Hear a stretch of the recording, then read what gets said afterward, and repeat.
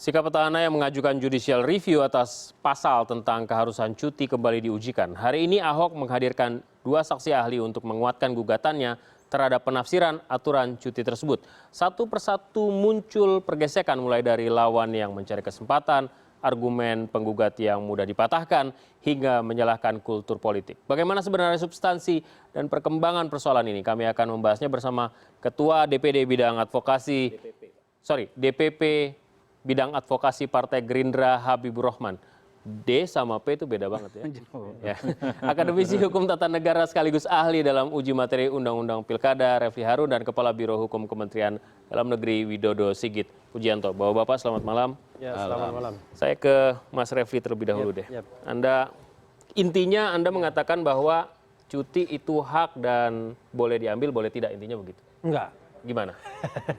Jadi intinya saya mengatakan bahwa yang namanya kampanye itu adalah hak publik, hak pemilih. Tetapi mengerjakan pekerjaan pemerintahan itu adalah kewajiban petahana. Karena itu saya mengatakan harus dikembalikan saja norma yang lama saja. Undang-undang baik Undang-Undang 32 2004 maupun 8 2015, yaitu ketika dia berkampanye seperti misalnya dia cuti. Tetapi kalau dia tidak kampanye, ya dia kerja kembali. Jadi tidak memakan waktu sampai 3,5 bulan. Cukup ya barangkali kalau dikalkulasi 10 hari cukup begitu. Karena sisanya kan kampanye pasang spanduk dan lain sebagainya kan tidak perlu petahana cuti begitu. Apa sih sebenarnya yang membuatnya itu menjadi, bukannya awalnya kita berpikir bahwa cuti sajalah supaya Anda tidak pakai mobil mobil dinas, pakai aparatur dinas selama masa kampanye menjelang itu aparatur Anda tidak merasa grogi menghadapi Anda dan lain sebagainya. Bukan itu sebenarnya substansi dari cuti itu? Memang begitu. Maksud dari pembentuk undang-undang pastilah begitu. Tetapi menurut saya pembentuk undang-undang terlalu menekankan pada pilkadanya. Padahal pilkada itu kan kontestasi untuk mencari kepala daerah. Ini kepala daerahnya sudah ada, sudah terpilih, malah disuruh cuti. Cutinya lama sekali. Padahal kalau kita mau balancing, ya, di satu sisi kepala daerah kan punya kewajiban. Kewajiban untuk paling tidak menyelenggarakan tugas pemerintahan daerah, mensejahterakan masyarakat dan lain sebagainya. Memang di sisi lain sebagai calon, dia juga punya kewajiban untuk berkampanye karena visi misi program harus dikenalkan langsung kepada masyarakat. Nah, kita cari balancingnya saja dan kita sudah mempraktekkan balancing itu, yaitu ya whenever dia cuti, pada saat dia kampanye, disitulah dia cuti, selesai. Selebihnya dia nggak nganggur tapi bekerja sebagai gubernur atau wakil gubernur. Sebelumnya kita tidak pernah punya masalah ini nih, Mas Habib, karena ya udah cuti, semua oke, ya udah supaya mulai dari aparat yang tinggi dekat duduknya di sebelah gubernur sampai yang paling bawah nggak khawatir kalau misalnya dia merasa harus melaksanakan semua effortnya untuk kepentingan bosnya dan lain sebagainya. Ya. Setelah kemudian Ahok mengajukan cuti, apa yang dikatakan Mas Refli jadi iya juga ya, make sense juga ya. Gimana tanggapan Anda? Jadi gini, lahirnya pasal 70 ayat 3 di Undang-Undang nomor 10 yang sekarang ini merupakan perbaikan dari di 8 tahun 2015 pasal yang sama. Ya. Di mana dari praktek tahun 2015 ya banyak sekali keluhan soal untouchable-nya ini petahana. Makanya saya diterima sebagai pihak terkait karena saya waktu 2015 saya advokat yang mendampingi penantang petahana. Anda bayangkan itu kita bertarung bagaikan dengan tangan terikat. Kita bertinju dengan tangan terikat. Petahana bebas tampil itu ada 90 hari kampanye. Petahana tampil melaksanakan seremonial S kepala daerah aktif itu lebih dari 100 kali.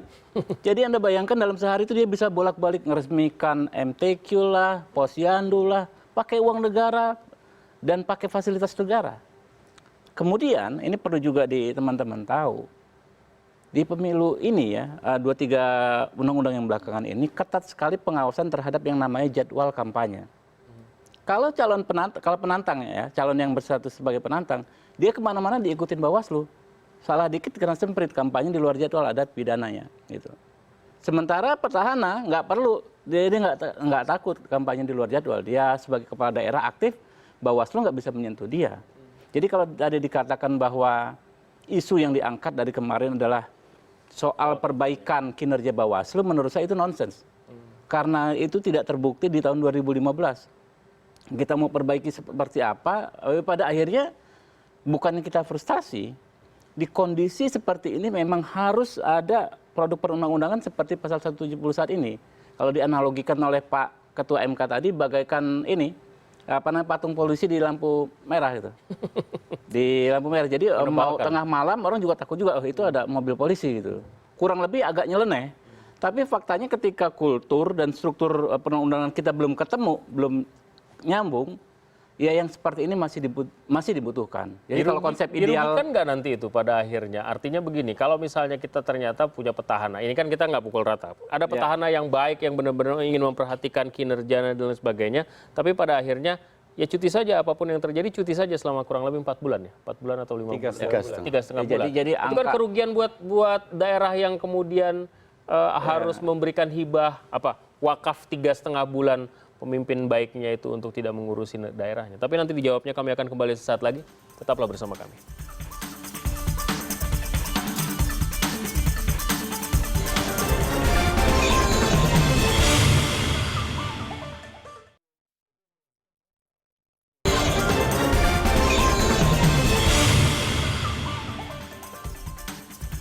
Mantan bakal calon gubernur DKI Jakarta, Yusril Iza Mahendra, menyatakan mundur sebagai pihak terkait dalam perkara cuti kampanye yang diajukan Basuki Cahayapurnama atau Ahok.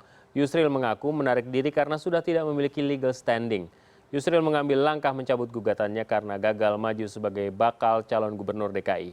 Dulu saat bakal calon gubernur DKI belum diputuskan KPU, Yusril menyebut merasa berkepentingan atas uji materi yang diajukan calon gubernur petahana. Kini ia mempersilahkan dua bakal calon gubernur lain, Agus Yudhoyono dan Anies Baswedan, meneruskan langkahnya melawan Ahok di Mahkamah Konstitusi. Sampai bertemu lagi setelah tanggal 23 September kemarin, pendaftaran pasangan calon saya tidak jadi mendaftar, dan karena itu saya tidak menjadi pasangan calon dan dengan sendirinya saya tidak mempunyai legal standing untuk mengajukan diri sebagai pihak terkait dalam perkara ini. Baik, kita lanjutkan perbincangan ini. Saya ke Pak Sigit barangkali. Pertanyaan yang saya sampaikan tadi. Ini kan ada pejabat yang harusnya bisa ngurusin daerahnya. Ya cuti-cuti lah waktu kampanye sehingga dia tidak menggunakan fasilitas dan lain sebagainya. Tapi kan selama 3,5 bulan masih ada manfaatnya untuk daerah tersebut. Bagaimana? Ya, makasih Bang Abrito. Jadi begini, kita ini dari periode ke periode untuk penyelenggaraan pemilu kita kan pengen berkualitas. Perbaikan terus-menerus ya? Terus-menerus itu jurdil. Mulai tahun dulu juga sekarang. Kemudian juga sama dengan ini, undang-undang ini yang terkait dengan bunyi pasal 70 ini tadi, itu juga bagian dari kita menaati waktu itu si MK buat putusan. Waktu kita meminta undang-undang yang dulu itu supaya kepala daerah itu mundur, MK putusannya tidak perlu mundur, cukup cuti. Oke. Pilihannya mundur atau cuti? Cutinya tuh bukan. Dulu itu undang-undangnya mundur. Siapapun yang artinya padanannya menjadi cuti yang sekarang putusannya MK waktu itu supaya cuti saja. Dibuat oleh undang-undang yang tadi disampaikan Pak Habib Rahman, kita cutinya on off. Artinya on off itu yang undang-undang kemarin itu kalau waktu kampanye saja dia izin itu. Nah, tapi prakteknya tadi sudah sampaikan itu tadi hari ini si kepala daerah itu misalkan di saya misalkan di Kecamatan Cibinong meresmikan ini, besok saya cuti, sama aja tiap hari kampanye. Itulah yang diprotes, itu satu. Sehingga kita berpikir, pemerintah bersama berpikir gimana supaya equal, supaya benar-benar fair. Akhirnya itu tadi saya banding, harus dibedakan cutinya kepala daerah mau menjadi pejabat publik dengan cutinya PNS yang saya kalau cuti untuk urusan keluarga karena pergi atau jalan atau ke rumah atau kemana-mana itu untuk pribadi. Tapi kalau kepala daerah ini cuti dalam rangka dia untuk menjadi pejabat publik, itu satu.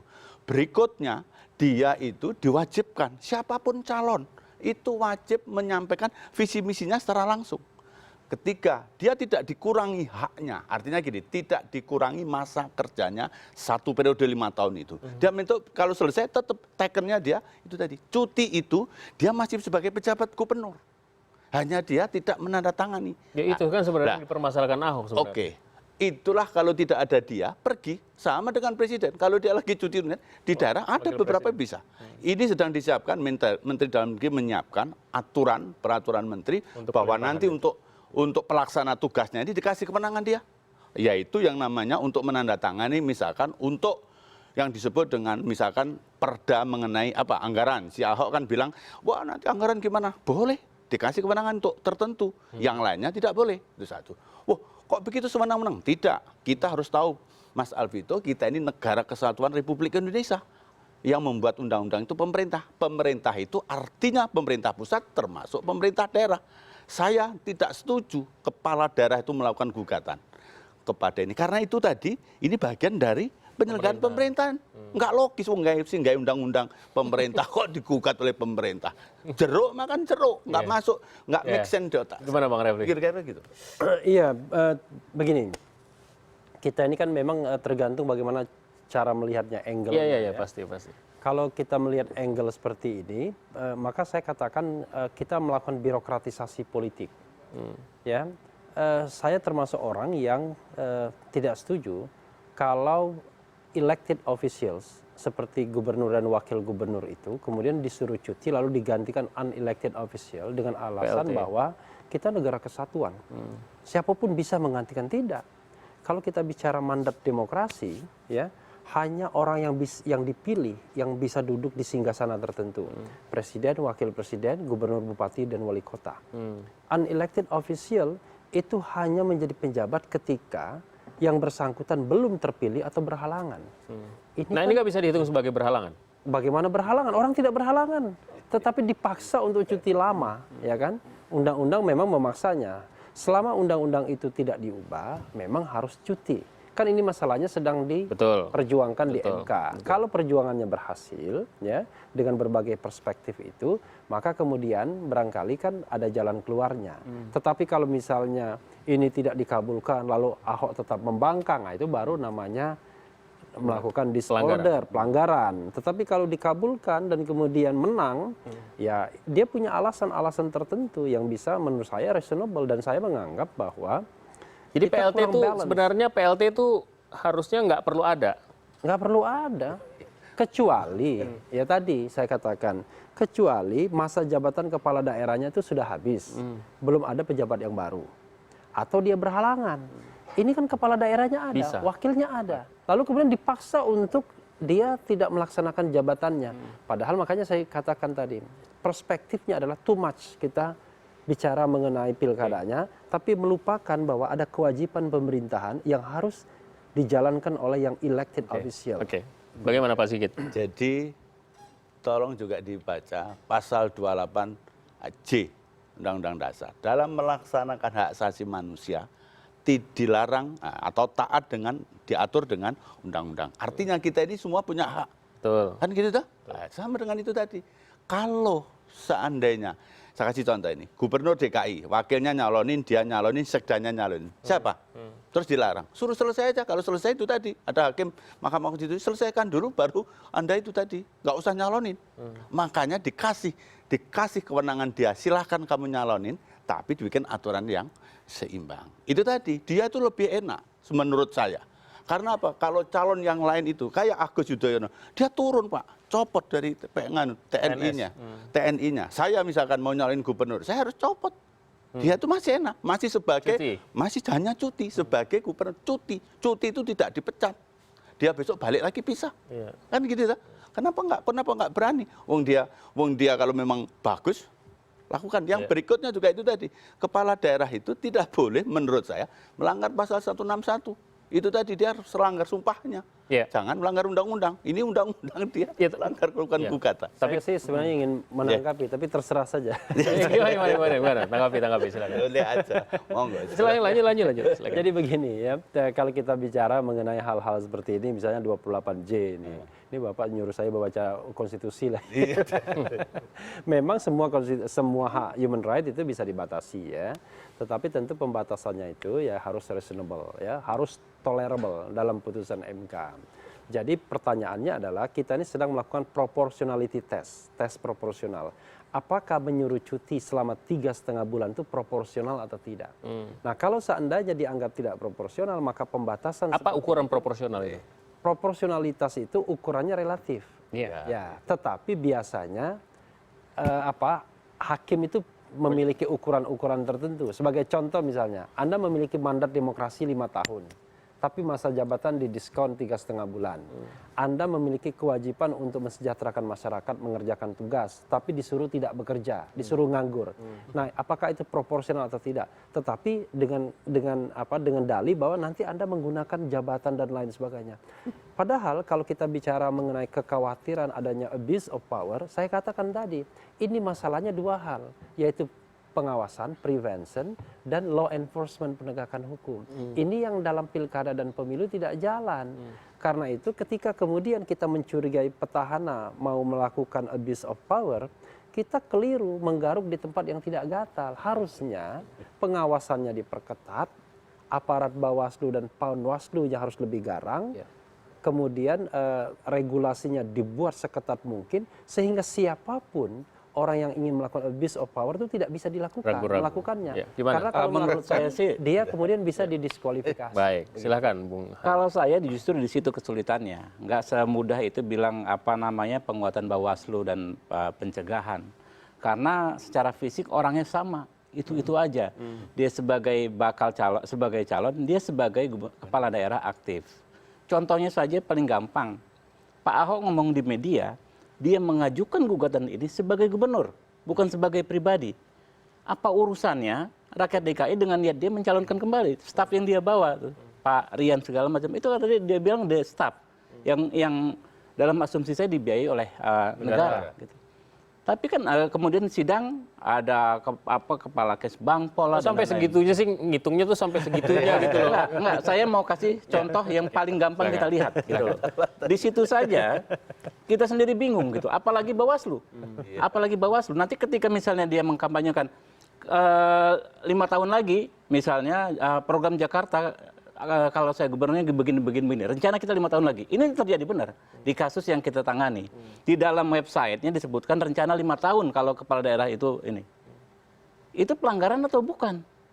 Kita bingung. Bawaslu bingung loh. Dia kepala daerah. Dia kasih proyeksi 5 tahun sekian boleh-boleh aja. Tapi kan pakai fasilitas negara. Artinya nggak mudah. Nggak mudah sama sekali tidak mudah. Khususnya ya penguatan Bawaslu, kalau money politik oke lah gitu. Kita kasih ada bukti, kita hajar, kita kasih sanksi yang berat. Tapi kalau abuse of power, menyalahgunakan jabatan, sama sekali nggak mudah karena orangnya itu orang yang sama. Di satu sisi dia adalah menggunakan logika Refli Harun tadi, kok didiskon sih 3,5 bulan? Kalau soal didiskon mungkin kita juga bukan hanya ini yang pengaturan di Undang-Undang Pilkada soal diskon jabatan pasal 201 kan ada juga kan pasal 201 kan dengan pilkada serentak ini ada yang kepotong hampir setahun loh gitu loh. Jadi banyak enggak bukan persoalan beda tapi ini soal 5 tahun atau tidak kita jawab dengan begitu gitu loh.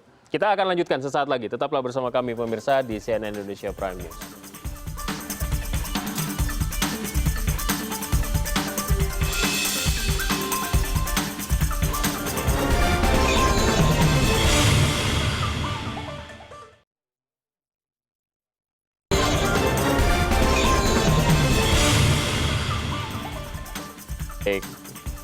Baik, kita akan lanjutkan. Jadi ada logika yang berbeda, ada dua pendapat yang berbeda. Satu yang mengatakan bahwa ada abuse of power dan lain sebagainya. Yang satu lagi mengatakan bahwa ini tanggung jawab saya dan saya bertanggung jawab pada pemilih saya yang sudah memilih saya untuk menduduki jabatan itu selama 5 tahun.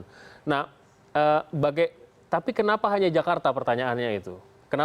Kenapa hanya Jakarta yang mengajukan ini? Ada apa dengan Ahok sebenarnya? Sebenarnya bukan hanya Jakarta ya. Jadi sebelumnya sudah ada Lampung, tapi ini kan di masa ini kan sebenarnya Jakarta. dulu kan Lampung Saharudin ZP ya. Karena sifat putusan MK itu erga omnes. Artinya satu saja yang mengajukan dan satu saja dikabulkan berlaku untuk semuanya. Jadi yang lain tidak perlu effort. Jadi ikut menang saja. Tapi ada dukungan moral ke ke Ahok gitu. Pastilah. Jadi saya Anda juga bukan saya ininya. sendiri pernah juga dihubungi kepala daerah yang menginginkan mengajukan permohonan yang sama. Apa sih keresahan mereka sebenarnya? Bukannya kemudian orang lagi melihat, wah iya dia kan pengen cari yang enak nih sebenarnya. Menduduki jabatan petahana kan enak waktu kampanye. Saya kira bukan soal enak dan tidak enak. Kita kan menempatkan logika berpikir. Mereka ini adalah orang yang sudah dipilih oleh masyarakat. Coba bayangkan kalau logika ini ditaruh ke presiden. Masa kemudian ada presiden yang cuti, presiden dan wakil presiden cuti, lalu kemudian Ada PLT-nya. PLT-nya, ya, PLT presiden, dan kan tidak mungkin. Lalu kemudian orang mengatakan beda dong, presiden dan wakil presiden itu jabatan tertinggi, apa bedanya? Kita negara kesatuan juga, ya kan? Ada ketua MPR, ada bahkan konstitusi mengatakan kalau presiden dan wakil presiden berhalangan ada triumvirat, ya misalnya. Tetapi bukan itu logikanya. Logikanya adalah kita bicara pada dua area. Satu baru bicara tentang mencari kepala daerah, satu sudah kepala daerah. Coba bayangkan logika kepala daerah itu kalau dia berhalangan atau dia habis masa jabatan, barulah kemudian ada penjabat. Ini sehat walafiat, bisa mengerjakan tugasnya, hanya karena kita takut dia abuse of power, maka kemudian kita kemudian membatasi haknya. Dan satu hal yang saya ingin catat lagi, seolah-olah bahwa kepala daerah itu tidak ada pengawasannya.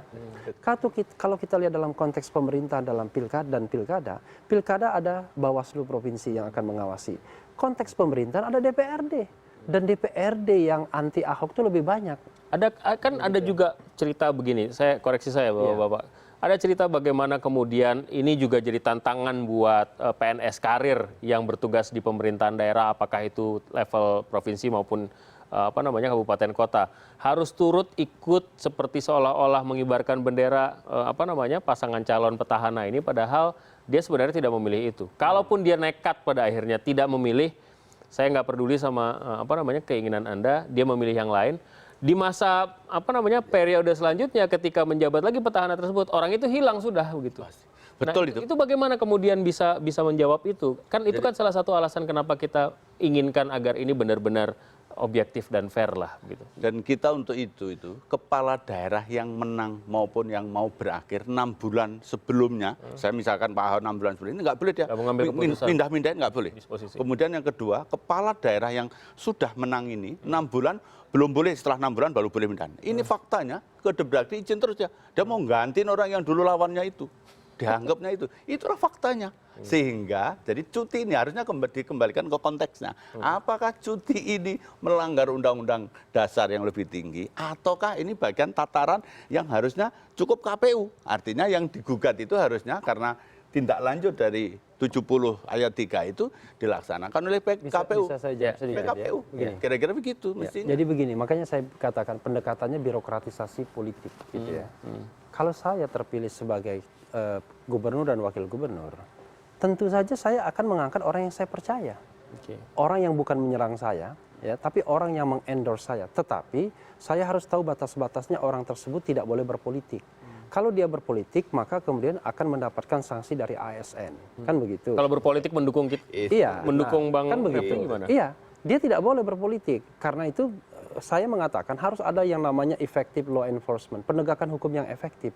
Kita ini lemah di effective law enforcement kok, di dalam apapun. Pilkada kita lemah, sanksi kepada birokrasi yang berpolitik juga lemah.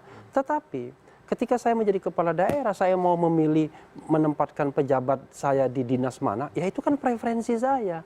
Dimanapun di dunia ini, memang begitulah. Tapi ceritanya kan memang begitu. Ketika tidak mendukung, terus kemudian terbaca, ya udah ketika si petahana itu kan gambling buat mereka juga. Saya tanya misalnya, ini Bapak nih dari ini, kalau Bapak misalnya ada menteri yang baru, pasti menteri itu punya preferensi untuk mengangkat dirjen dan Boleh, sekjen. tapi ikutin aturan. That's okay. Sama juga kepala daerah ngikutin aturan juga. Aturan tidak, dia nggak ikutin aturan. Aturan di atasnya 6 bulan, dia mencat duluan, nggak boleh itu. Loh, pertanyaannya adalah kenapa Kemendagri kemudian membolehkan kalau seandainya memang melanggar aturan? Kan harus ada. Tidak membolehkan, Pak. Kita sudah strict, tapi faktanya sudah dipecatin BKN sama 6 bulan sebelum berakhir. 6 bulan sebelum juga ganti terus. Minta ini kita nggak boleh, tetap strict itu tadi.